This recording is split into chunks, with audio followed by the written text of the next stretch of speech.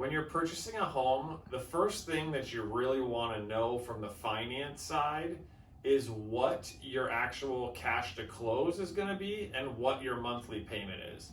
And when we go through this process with buyers, that typically happens in our second meeting where we walk you through your current situation against multiple new options to show you kind of some different purchase prices, different loan programs, and how it affects how much money you need to have and what that monthly payment is on the purchase. Well, the first step of the process we do is 10 or 15 minutes on the phone, get an idea of where you're at, what you're looking to do, and long-term goals. We take that information and we create a spreadsheet like this that I have right here next to me. This spreadsheet just shows you right now if you are renting at $2,500 a month versus a home purchase at $450,000.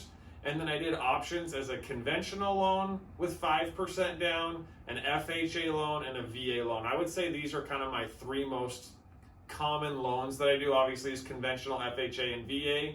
And for a first-time home buyer, I would say that 5% down tends to be a very, very common first-time home buyer. So what I want to do is just walk you through this like I would if you'd already done that first step of the process and this information fit your scenario. So what we start with here is your monthly payment right now is that rent at $2,500 a month. Over 5 years, that's $150,000. And if you kept the same rent for 30 years, you would actually pay $900,000. Oftentimes that number surprises people.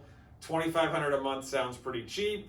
$900,000 sounds really expensive. If you spread it over 30 years, it's the exact same thing. So, but it also gives us sort of a basis for comparison to look at these new options and compare it to where you're at right now. Now we're going to look at this first option here. So if you're purchasing a home for $450,000, this is a 5% down conventional loan. So you end up with a loan amount of $427,500.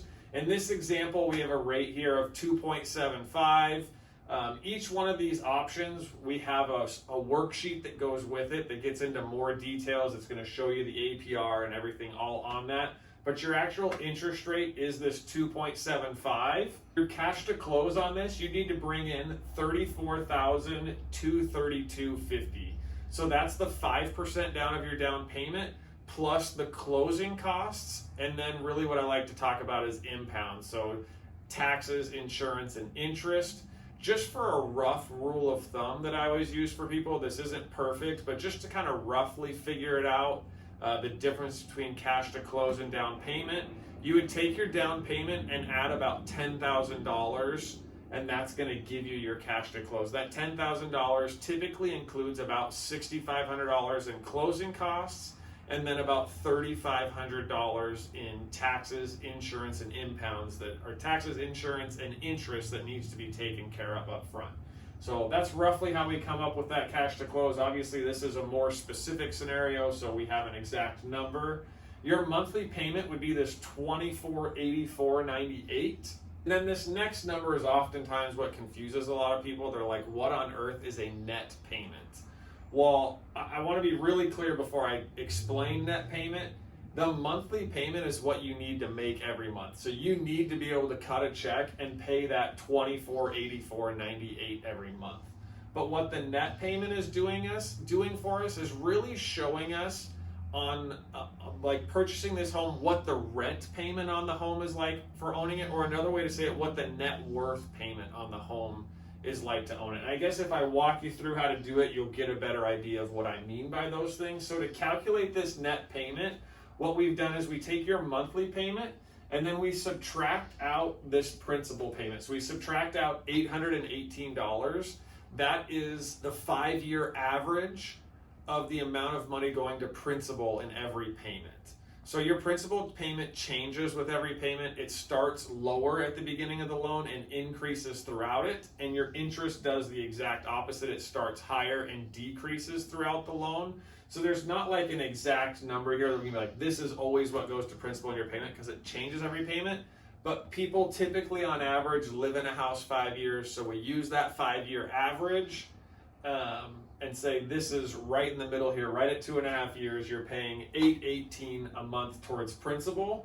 And that $818 a month $818 a month. It's not money that's getting back into your pocket, but it is net worth. I like to talk about it as being like money inside the walls of the house. It's this equity you're building up. It's not the house going up in value, it's the loan amount coming down. And the only way you can access this money or get it out of your net worth and into your cash would be to sell the house or to do a cash out refinance. It's building your net worth. If you sold the house, you'd have the money, but it's not money in your pocket. These next two items can be money in your pocket. So this is 40% of the interest on average over the first 5 years.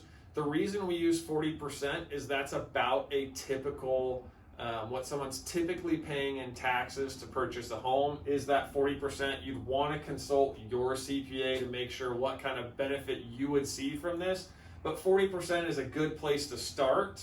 You're not like getting that money in your pocket right away. What's really happening is most people on the first year take it as a tax refund. So it's less taxes that you would owe. You've typically paid it out through your employer and you're going to get it back at the end of the year. The other way to do it would be to adjust your W-4 so that the government is withholding less taxes. And then you would see that $370, $80 every month because your paycheck's going to be higher because, again, the government's taking less money and you would owe less because that interest is a tax deduction. And then you're going to see the exact same thing here with property taxes. This is 40% of the property taxes. Again, a tax deduction that you can either see by changing your W-4 up front, waiting for that tax return at the end of the year, and definitely consulting your CPA to make sure that that is what you're paying in taxes and the money you would see back by owning a home. So essentially then if we jump back up here, you have that monthly payment you need to make every month, but really this net payment is showing you why on average owning a home, people have more net worth when they own a home, because now you're really paying only $1108 because all those other things are benefits to you. And then we compare from there versus your current scenario using the net payment. So your monthly savings from a net worth perspective by buying this house is $1391 a month. You're going to save $83,000 over 5 years and $500,000 over the life of the loan. And that doesn't include the property going up in value. So you can quickly see here why putting down this money, having a very similar payment to your rent can actually over 30 years be a huge benefit to you. So this is your 5% down conventional. Our next option here just walks you through an FHA loan. Numbers here are going to be really similar. You're going to purchase the home for $450. In this case, you're going to end up with a loan amount of $441,849. Interest rate is 2.625 in a 30-year fixed. And then your cash to close on this one is $27,856.76. So you'll see it's lower than that conventional program, but then it has a little bit of a higher payment. So you're gonna go to $2647.92. That's why FHA can oftentimes be used by someone who wants to either bring in less money, has lower credit scores, those kind of things. And then your net payment ends up a little bit higher than the conventional loan. There's some more mortgage insurance in here, and you're starting with a higher loan amount. So those two things are going to factor in that over the life of the loan, this is going to save you less than the conventional, but a little bit easier to get into. So on a monthly basis versus renting, you're saving that $1,266.18. And then over 5 years, almost $76,000, and over the life of the loan, $455,000. So the last option we're going to have for you here is just a VA loan. You'll see the really nice big difference here with the VA loan is that cash to close is just your closing costs that we talked about, that $10,000 closing costs, interest, taxes, and insurance. A lot of times on this VA loans, you'll either take a higher rate and we can cover some of those costs. You can have the sellers actually give you a credit to cover your closing costs. It is very common to purchase a VA loan and have those costs mostly covered for you. That is the nice thing on the VA loan is you're looking at much lower cash required to close. And then you'll also notice your payment still ends up lower than both options at $2417.75, and thus your net payment quite a bit lower as well. There's no monthly mortgage insurance on this, which is a big reason that net payment comes in lower. And the reason that makes such a big difference, the mortgage insurance in particular, is that we don't count it as tax deductible. So you've got something there that's, you'd rather pay interest than mortgage insurance almost, because the one is tax deductible and the other one is not.